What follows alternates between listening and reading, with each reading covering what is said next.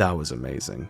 I don't know how else I can start this except for saying that was everything I've ever wanted this franchise to be. In terms of storytelling, in terms of animation, this was wonderful and emotional. Let's just jump into it. Let's talk about Shadow and Maria, Episode 1 of Sonic X Shadow Generations, Dark Beginnings. We start with a flashback to 50 years later on the Ark. This is a little thing, but I love how the little cards saying 50 years later, they're done in English and Japanese. This gives it a cool vibe. I like that. We have Maria running Shadow to the observation deck on the Ark to show him the Aurora Borealis on Earth, and there's so many great things about this scene. One, this is one of the first times I feel like we're really getting to see who Maria is as a person and a character. Like, I love that she brings out all this terminology about the Aurora Borealis and why she's excited about it. Because of course she's a nerd, she's a Robotnik, of course she would be excited by science and cool stuff like that. But then also because she was in such a hurry to see it, she runs out of breath and she faints and Shadow catches her. And this does such a good job of showing her illness, and it's really great disability representation. Like, I wasn't expecting that, but also Ian Flynn knows what he's doing, so I shouldn't be surprised at this point.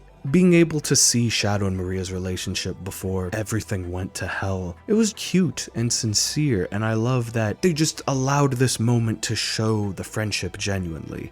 Then we go through the clip that we've seen at Anime Expo, Shadow doubting himself. He's been built up to be the ultimate life form and should be helping, but feels like he's not doing enough. Maria, being the sweetheart that she is, hugs him and comforts him and tells him, no, you're doing great, Gerald's doing great. But then we see the Emerl attack. He rushes off to fight Emerl, and even though this fight sequence is only 20 seconds, this is the best choreography and fight sequencing I have ever seen for this franchise. It's kinetic, it's showing how Emerl is adapting to Shadow in real time. The combination of the choreography and the sound effects, the punches and the kicks, they have oomph to it. And knowing that this is the level that we're going to get for Team Dark in the next 2 episodes to follow, I'm so excited. I'm just so excited. Then when Shadow finally lands a hit on Emerl, instead of punching him, it shatters the memory like glass. He then sees Gun about to raid the Ark and is starting to realize, wait, why am I being fast-tracked through my memories and through everything that's going on? It wasn't supposed to happen this way. And then we get taken into this nightmare sequence that has the most brutal imagery this franchise has ever had. Like, I remember when the Anime Expo clip came out and we saw that quick glitchy image of the Gun soldiers with the jagged smiles, and that was dark. But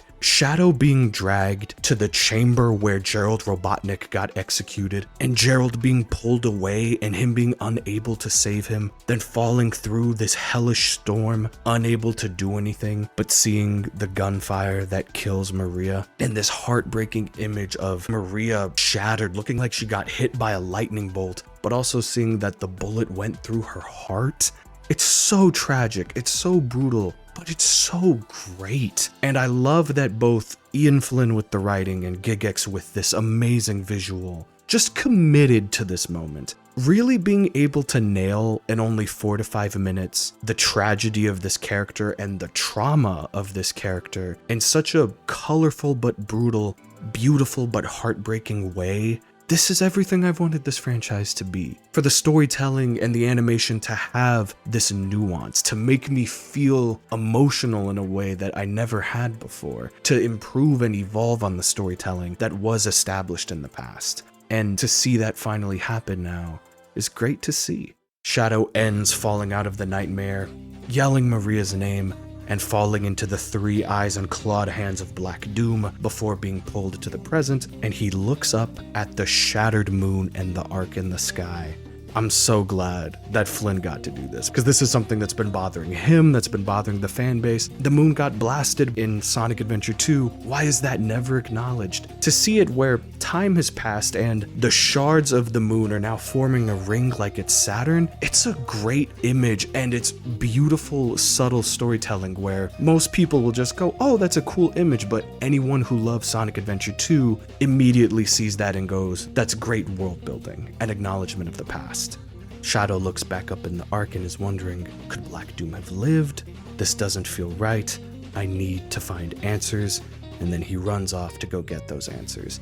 And the interesting thing about this moment is that the bio for this episode talks about how the nightmares come to him while he's wide awake, because that adds another level to it. It's not Black Doom going into Shadow's head when he's asleep and contaminating his memories. Shadow just had this moment where he's looking up at the moon in the Ark, and he got dragged into his memory, fast tracking through the events of the Ark raid, and then plunging him into the tragedy and trauma of what happened to Gerald and Maria. And what this says about Black Doom and the way that he's tormenting him and making this whole thing personal, taking him right to Gerald and going, "You couldn't save your creator," falling away and being unable to save Maria, saying, "You couldn't save your best friend." And then especially with the context of what we got in the recent story trailer, I love that they're gonna do this where Shadow is going to get closure. He's going to be able to talk to Maria and Gerald, and in a twisted way, Black Doom's evil plan and everything he's setting into motion is giving the exact moment that Shadow needs to heal, to move on, and then is going to lead directly to his defeat. That is going to hit so hard. This was so emotional, and it's only going to get more emotional as this progresses, and I just can't believe this is only episode 1 of 3 to the prologue. We're not even talking about the game itself really, but the implications that it just chain reacts and sets off.